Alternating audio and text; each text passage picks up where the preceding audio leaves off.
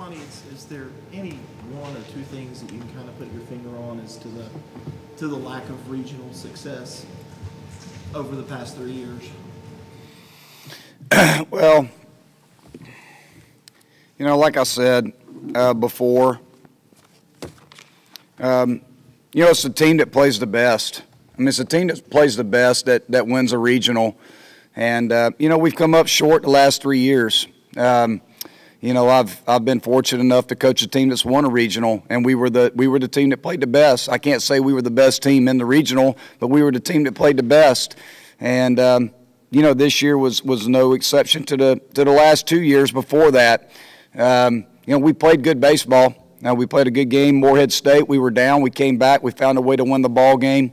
Played a good game against Vanderbilt the first game. We just couldn't come up with a hit with runners on base. That's the bottom line. That was the difference in the ball game.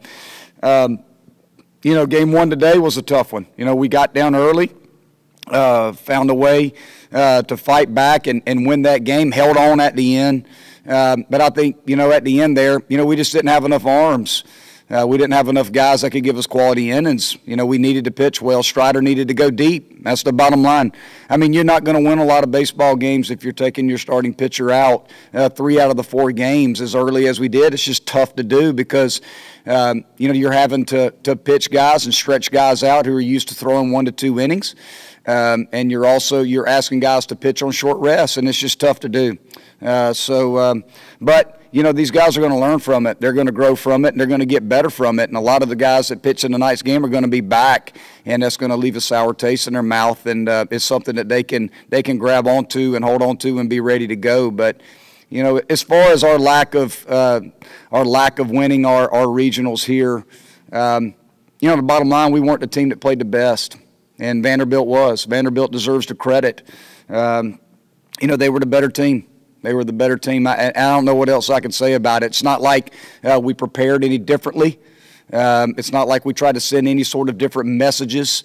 You know, the bottom line is you know, tonight we just got beat, and we got beat handedly. And, you know, we needed a deep start, you know, just because we had very few options out of the pen. And, you know, it just didn't work out. It didn't work out for us. How much does this, Monty, is on the pitching, the cautionary tale for guys, you know, knowing that even though your number might not have been called earlier in the year, it could get called in the biggest of moments like tonight? That's a good question. That's a good question because, you know, I saw a young man named Carson Spires get called into pitch last year after only throwing, I think it was maybe 3 or 4 innings at the time. He got called in to pitch in a regional and threw fairly well, and you see what that did for him.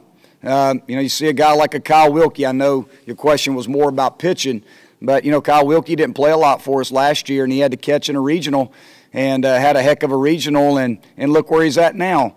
So, you know, sometimes when you get those opportunities in the biggest moments, you know, to compete for your team, it helps you from a maturity standpoint. And, you know, looking at the guys that played this weekend, looking at the guys that pitched in today's game and over the course of the weekend that didn't get a pile of opportunities for us this year, you can only hope that being in this situation is only going to make them better. Monty, what's Seth meant to this program? It's really hard, you know, half an hour or whatever it's been after a game to put into words. You know, it's hard to even talk to the team after the game. It really is. You don't have the words. And I told the guys, I said, look, I'm going to speak from my heart right now to you, but we're going to meet tomorrow morning where I can actually put something down on paper to give them the respect that they're due. And, you know, a guy like Seth Beer, you know, what has he meant to our program? Well, you know, we've hosted 3 regionals. We won 40-plus games 3 consecutive years.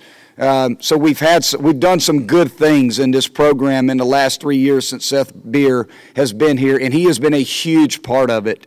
We certainly wouldn't be in the position that we're in if it wasn't for him, because he's won ball games for us time and time and time again. But I don't know if people really understand just how hard he's worked.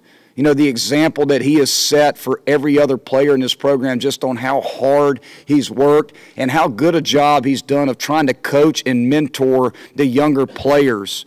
You know, there's little kids that come to Clemson and work out on our backfield and come and hit in the cages, and Seth will just take his time because he's always down there. He'll take his time to speak to anybody and try to share and help, you know, young people. That's the kind of kid he's not a kid. He's a grown man, but that's the kind of young man he is. You know, not only does he work hard and he's a phenomenal player, but he gives back, and he's going to give back to the game for a long time. So it's a testament to his parents, how good a job they've done of raising him, and how good a teammate and player he is. So, you know, if you look at Clemson baseball, you're looking at Seth Beer. I mean, he is definitely the guy that represents our program as good as anybody. Any other questions? With Kyle ending the way that he did this season and the streak that he's been on lately, do you feel like that's the guy that you're going to really count on next year? Well, Kyle's got leadership qualities. You could tell that when he was a true freshman. You know, this was a kid that we felt like had leadership qualities, a lot like Logan Davidson when he came into the program. And there's other guys too, but, you know, Kyle has done an amazing job. An amazing job for us, and he's going to be a leader. He'll be one of our captains next year. He's very consistent. He works hard, and he has matured a lot as a player. He's gotten an awful lot better this year than he was last year. And offensively, I mean, he has been phenomenal. He's the most improved player from one year to the next that I've had since I've been here. So it's just a testament, again, to how hard he's worked, and a lot of it has to do with his makeup and his drive and his confidence in himself. Any other questions? Thank you, Coach. Thank you, Coach.